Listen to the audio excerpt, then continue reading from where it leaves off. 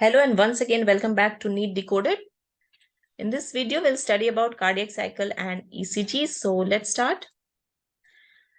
So ECG is electrocardiogram and it is graphical representation of the current produced by excitation of cardiac muscles. ठीक है, तो cardiac muscles में क्या होता है, पल्सेस जनरेट होते हैं, इलेक्ट्रिकल पल्सेस जनरेट होते हैं due to flow of ions. कुछ आयंस अंदर जाते हैं, कुछ बाहर निकलते हैं कार्डियक मसल्स के थ्रू, और उससे जो इलेक्ट्रिकल पल्सेस जनरेट होते हैं उसकी ग्राफिकल रिकॉर्डिंग होती है, उसे ही हम ईसीजी कहते हैं।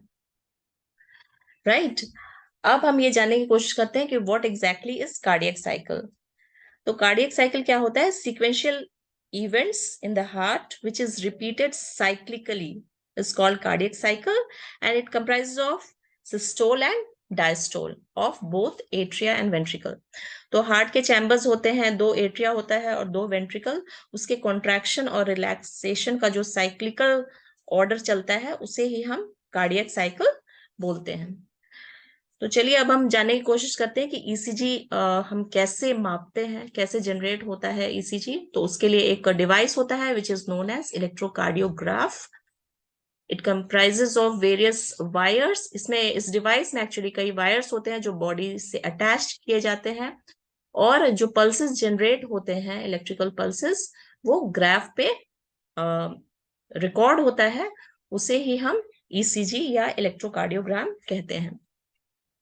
तो ये जो ग्राफ बनता है इसमें कई सारे कुछ एलिवेशंस दिखाई देते हैं जिसे हम PQRST से इंडिकेट करते हैं।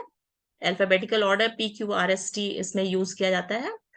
तो चलिए हम जानते हैं कि ये P वेव क्या है, या QRS क्या होता है, या T वेव जो ECG में जनरेट होता है वो एग्जैक्टली क्या है। तो P वेव जो होता है ये अपवर्ड वेव है, जो यहाँ पे आप देख सकते हैं। ये रिप्रेजेंट करता है डीपोलराइजेशन ऑफ एट्रिया। एट्रिया होता है अपर चैम्बर ऑफ हार्ट।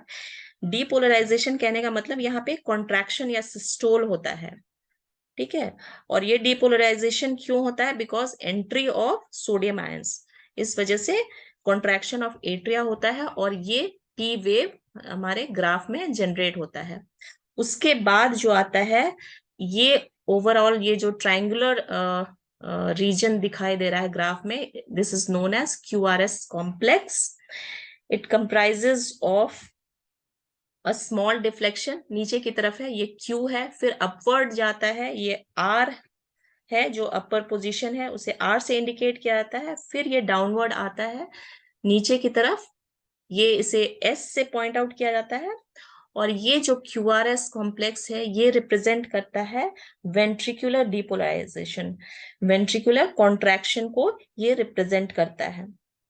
राइट, इसके बाद जो आता है ग्राफ में दिखाई देता है, that is a dome shaped reason.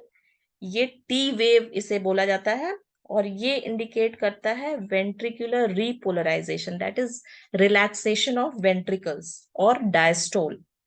तो ये P और QRS जो है ये आपके सिस्टोल को रिप्रेजेंट करता है हार्ट के, और ये जो है T वेव है ये डायस्टोल या रिलैक्सेशन को इंडिकेट करता है। रिलैक्सेशन मींस यहाँ पे पोटेशियम आयंस रिलीज होते हैं।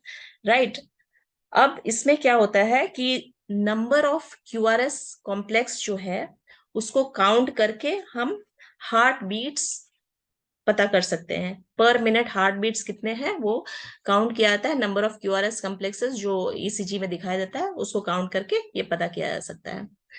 राइट, अब एक बार फिर से देख लेते हैं कि ये जो P है दिस इज एट्रियल सिस्टोल, ये QRS कॉम्प्लेक्स है दिस इज वेंट्रिकुलर सिस्टोल, और ये जो T वेव है ये वेंट्रिकुलर डायस्टोल है।